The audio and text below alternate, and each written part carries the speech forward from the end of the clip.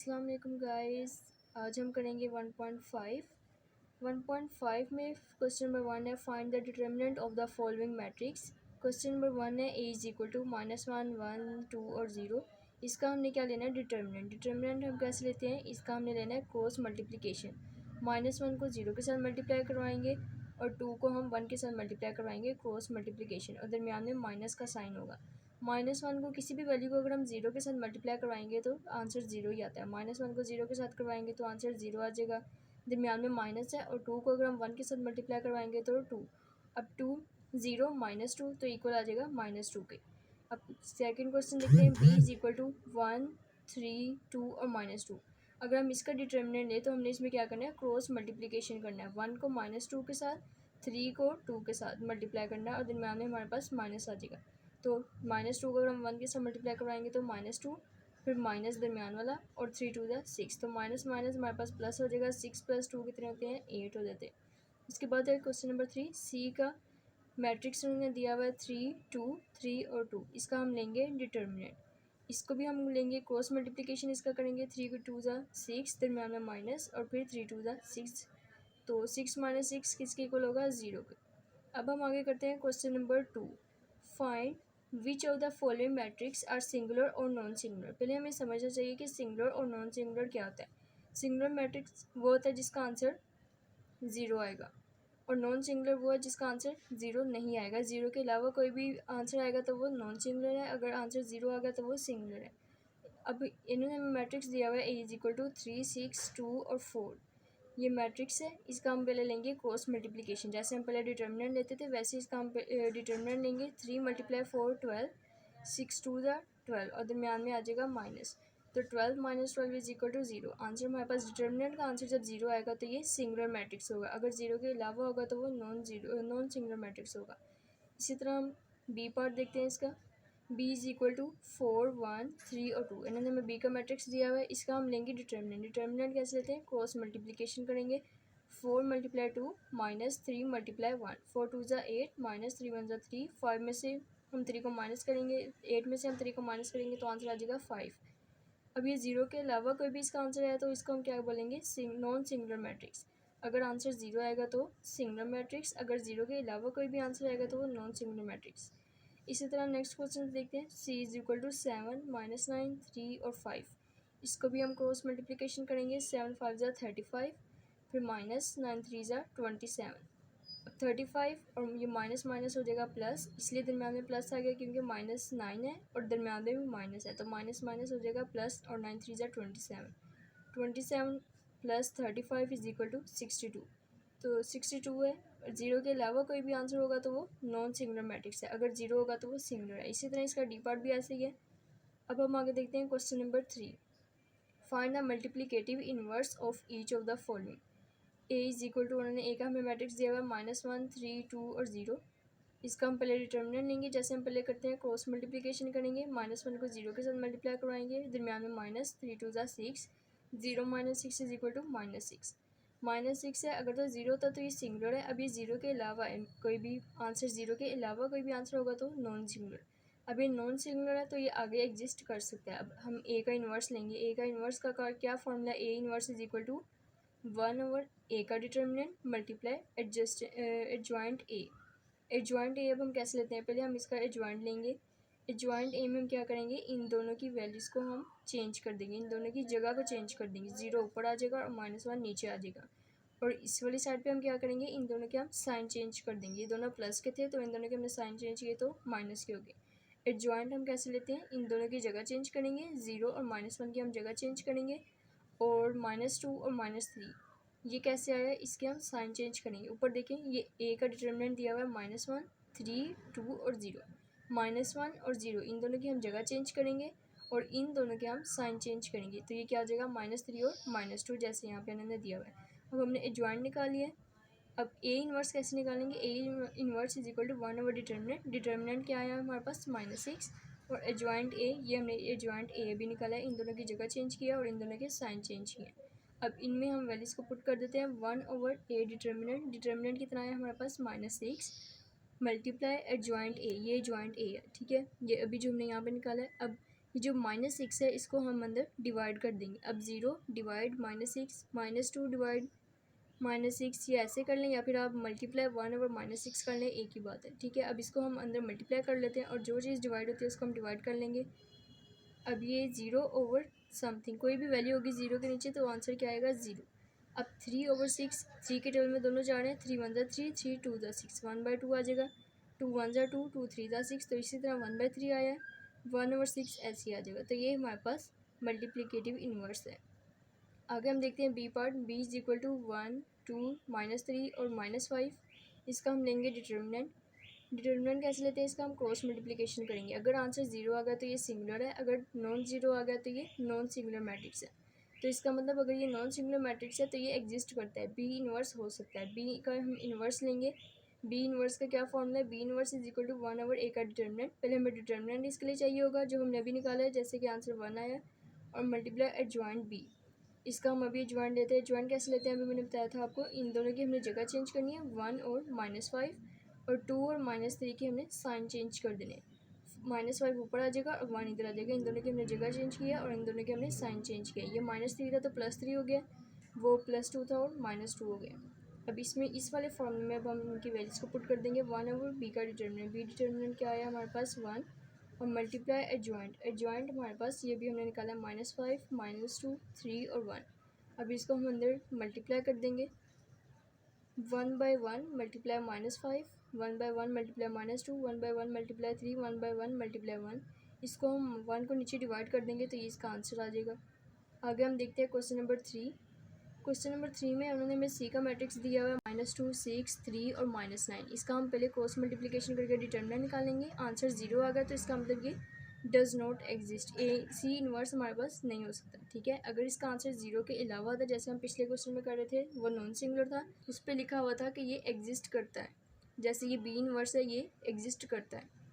और सी is equal to, इसका answer क्या आ गया 0, तो ये सिंगुलर है और ये एग्जिस्ट नहीं करता। इसी तरह डी का हम डिटर्मिनेंट लेंगे। पहले डिटर्मिनेंट कैसे लेते हैं, इन दोनों की पहले क्रॉस मल्टीप्लिकेशन करेंगे, दरमियान में माइनस का साइन होता है, और आंसर अगर 0 के अलावा आया तो ये एग्जिस्ट करेगा और ये नॉन सिंगुलर होता है। तो डी इनवर्स एग्जिस्ट कर रहा है। इसका हम डी इनवर्स कैसे लेंगे, इसका फॉर्मूला क्या है, D inverse is equal to 1/डिटर्मिनेंट D multiply adjoint D. Adjoint कैसे लेंगे, इन दोनों की हम जगह चेंज कर देंगे और इन दोनों की हम साइन चेंज कर देंगे। इस वाले फॉर्मूले में पुट करेंगे तो इसका आंसर आ जाएगा। आगे हम देखते हैं क्वेश्चन नंबर 4। ए मैट्रिक्स दिया हुआ है और बी मैट्रिक्स दिया हुआ है। हमने क्या वेरीफाई करना है, ए फिर ब्रैकेट में एडजॉइंट ए, ये किसके इक्वल होना चाहिए, एडजॉइंट ए, और ब्रैकेट के बाहर है ए इज इक्वल टू डिटर्मिनेंट ए और ब्रैकेट के बाहर है आई। आइडेंटिटी आई किससे क्या बना था, आइडेंटिटी मैट्रिक्स, जैसे कि हमने 1.1 में देखा था आइडेंटिटी मैट्रिक्स क्या होता है। आइडेंटिटी मैट्रिक्स किसको याद है तो मुझे कमेंट में बताएं। ये देखिए आइडेंटिटी मैट्रिक्स 1 0 0 और 1, इसको हम बोलते हैं आइडेंटिटी मैट्रिक्स। अब सबसे पहले अब हमें क्या चाहिए, ए का डिटर्मिनेंट, और हमें ए की वैल्यू दी हुई है। अब इसका हमें क्या करना है, एडजॉइंट लेना है, एडजॉइंट ए। एडजॉइंट ए हम कैसे लेंगे, इन दोनों की हम जगह चेंज करेंगे और इन दोनों के हम साइन चेंज कर देंगे, तो ये हमारे पास एडजॉइंट ए हो जाएगा। और इसके अलावा हमें इधर क्या चाहिए क्वेश्चन में, डिटर्मिनेंट ए लिखा हुआ है। इन दोनों को हम मल्टीप्लाई क्रॉस मल्टीप्लिकेशन करेंगे, दरमियान में माइनस का साइन होगा, सॉरी यहाँ पे माइनस का साइन मिसिंग है, ठीक है, यहाँ पे माइनस का साइन लगा लें, और 6 1 6 -4 2 8, तो आंसर आ जाएगा -2। हमने ए का मैट्रिक्स उन्होंने हमें दिया हुआ था, इसका हमने एडजॉइंट निकाल दिया और डिटर्मिनेंट निकाल दिया। इस क्वेश्चन को देखते हुए इसमें हमें एडजॉइंट चाहिए और डिटर्मिनेंट चाहिए। और आइडेंटिटी मैट्रिक्स अभी मैंने आपको बताया ये होता है 1 0 0 और 1, ठीक है। अभी सारी चीज़ें आगे, अब हम आगे इसको क्वेश्चन को सोल्व करते हैं। ए और ब्रैकेट में क्या है, एडजॉइंट ए। अभी हमने एडजॉइंट ए निकाला, ये देखें यहाँ पे 6 -2 -4 और 1, इन दोनों को हमने मल्टीप्लाई कर देना। मल्टीप्लाई मैंने आपको पहले बता दिया, रो और कॉलम को हम मल्टीप्लाई करते हैं। पहले फर्स्ट रो और फर्स्ट कॉलम को हमने मल्टीप्लाई किया, जैसे कि 6 1 6 और 2 4 8, और ये माइनस का था इसलिए यहाँ पे माइनस आ गया। इसी तरह हम आगे देखते हैं, फर्स्ट रो और सेकंड कॉलम को हम करते हैं, 1 -2 तो इधर क्या आ जाएगा -2, और 2 1 2 आ जाएगा। अब इसी तरह हम सेकंड रो और फर्स्ट कॉलम को करते हैं, 6 4 24 और 6 4 24, यहाँ पे 24 आएगा, ठीक है, यहाँ पे टाइपिंग मिस्टेक है। उसके बाद ये रो और ये वाली सेकंड रो और सेकंड कॉलम, 4 2 -8, क्योंकि -2 था, 4 मल्टीप्लाई -2 तो -8 आ जाएगा, और 6 1 6 आ जाएगा। अब इसको अब हम और सिंप्लीफाई कर लेते हैं, तो हमारे पास ये ए का आंसर आ गया। अब हमने left hand side is equal to right hand side proof करना है। अब दूसरा क्या है, पहले हमने क्या किया था, ए और फिर एडजॉइंट ए था। अब सेकंड हमने क्या कंडीशन दी है, ए और एडजॉइंट ए का आंसर क्या है हमारे पास -2 0 0 और -2, और ये इसको हमने इक्वेशन 1 का नाम दे दिया। अब हमने एडजॉइंट ए और ए को मल्टीप्लाई करना है। वही बात है, आप इसको दो दफ़ा मल्टीप्लाई कर लें, इसको आगे रख लें और इसको पीछे रख लें, बात तो वही और आंसर भी सेम आएगा। आप लेकिन आप इसको दोबारा करेंगे क्योंकि इन्होंने हमें क्वेश्चन में यही कंडीशन दी हुई है। 6, अब फर्स्ट रो और फर्स्ट कॉलम को करेंगे। 6 1 ज़ा 6 और 4 2 ज़ा 8, तो -8 आ जाएगा इधर। ठीक है, अब यहाँ पे देखिए -8 आ जाएगा। उसके बाद सेकंड रो और फर्स्ट कॉलम, -4 1 ज़ा -4 और 1 4 ज़ा 4। अब फर्स्ट रो और सेकंड कॉलम को देखते हैं। 6 2 ज़ा 12 और -2 × 6, तो ये भी 12 आ जाएगा। अब इसी तरह अब हम इसको सेकंड के साथ देखते हैं। -4 × 2, तो -8 आ जाएगा, और 1 × 6, तो ये आ जाएगा 6। इसको अगर हम प्लस माइनस करेंगे तो ये हमारे पास सेकंड कंडीशन आ जाएगी। फर्स्ट कंडीशन और सेकंड कंडीशन का आंसर सेम ही है। अब थर्ड कंडीशन क्या है हमारे पास, डिटर्मिनेंट ए और आई के साथ अब हमने मल्टीप्लाई करना है। आई किसके इक्वल था, आइडेंटिटी मैट्रिक्स। डिटर्मिनेंट ए भी हमने ऊपर निकाला था -2 है, और आइडेंटिटी मैट्रिक्स है 1 0 0 और 1। ये गिवन नहीं है लेकिन ये हमें पता होता है 1 0 0 और 1 ये आइडेंटिटी मैट्रिक्स है। अब -2 को हम अंदर मल्टीप्लाई करवा लेंगे। -2 1 जब -2, -2 को किसी भी ज़ीरो के साथ किसी भी वैल्यू को मल्टीप्लाई करवाएंगे तो वो ज़ीरो के इक्वल होगा। इधर भी ज़ीरो आ जाएगा, और -2 1 जा -2। अब हम देखते हैं कंडीशन 1 में भी इसका आंसर -2 0 0 -2 आया। कंडीशन 2 में भी -2 0 0 -2 आया। कंडीशन 3 में भी -2 0 0 और -2 आया। तो हमने ये प्रूफ कर दिया कि इक्वेशन 1 2 और 3 आपस में इक्वल है। आगे देखते हैं क्वेश्चन नंबर 2। बी, फिर बी का inverse is equal to identity matrix is equal to B inverse और बी, इन दोनों को हमने आपस में मल्टीप्लाई करना है। पहले हम इसका लेंगे डिटर्मिनेंट, क्योंकि हमने इसका इन्वर्स लेना था, इन्वर्स में हमें डिटर्मिनेंट चाहिए था। डिटर्मिनेंट लेंगे, इसका हम क्रॉस मल्टीप्लिकेशन करेंगे। अगर तो आंसर 0 आ गया तो ये इसका मतलब ये एग्जिस्ट नहीं करता। अभी 0 के अलावा कोई आंसर है तो ये नॉन सिंगुलर है और ये एग्जिस्ट करता है। अब इसका फॉर्मूला क्या है बी इन्वर्स का, B inverse is equal to 1/b का डिटर्मिनेंट और एडजॉइंट। डिटर्मिनेंट का क्या आंसर है -4, और एडजॉइंट हम कैसे निकालते हैं, इन दोनों की जगह चेंज करेंगे और इन दोनों के साइन चेंज कर देंगे, तो हमारे पास एडजॉइंट बी आ जाएगा। इसमें हम इसको मल्टीप्लाई करवा देंगे। पहले हम इसको देखते हैं कंडीशन क्या है, बी और बी इन्वर्स, इन्होंने हमें कंडीशन दी हुई है। ठीक है, बी और बी इन्वर्स को हम आपस में क्या करेंगे, मल्टीप्लाई करवाएंगे। अब बी इन्वर्स में ये 1/-4 आ रहा है, तो इसको हम इधर साइड पे लिख लेंगे और इन दोनों को हम आपस में मल्टीप्लाई कर लेंगे। जैसे हम आगे कोई भी वैल्यूज़ को, दो मैट्रिक्स को आपस में मल्टीप्लाई करते हैं, वैसे ही इसको मल्टीप्लाई करवाएंगे। जो आंसर आ जाएगा उसको हम -4 के साथ डिवाइड कर देंगे। अभी माइनस माइनस कैंसिल हो जाएगा और 4 1 जा 4, तो इधर आंसर आ जाएगा 1। किसी भी वैल्यू को 0 के साथ अगर हम मल्टीप्लाई करवाएंगे तो 0, इधर भी 0 आ जाएगा। और ये 4/4 है तो ये किसके इक्वल आ जाएगा, 1 के। तो आइडेंटिटी मैट्रिक्स के इक्वल आ रहा है, जो कि हमें प्रूफ करना था।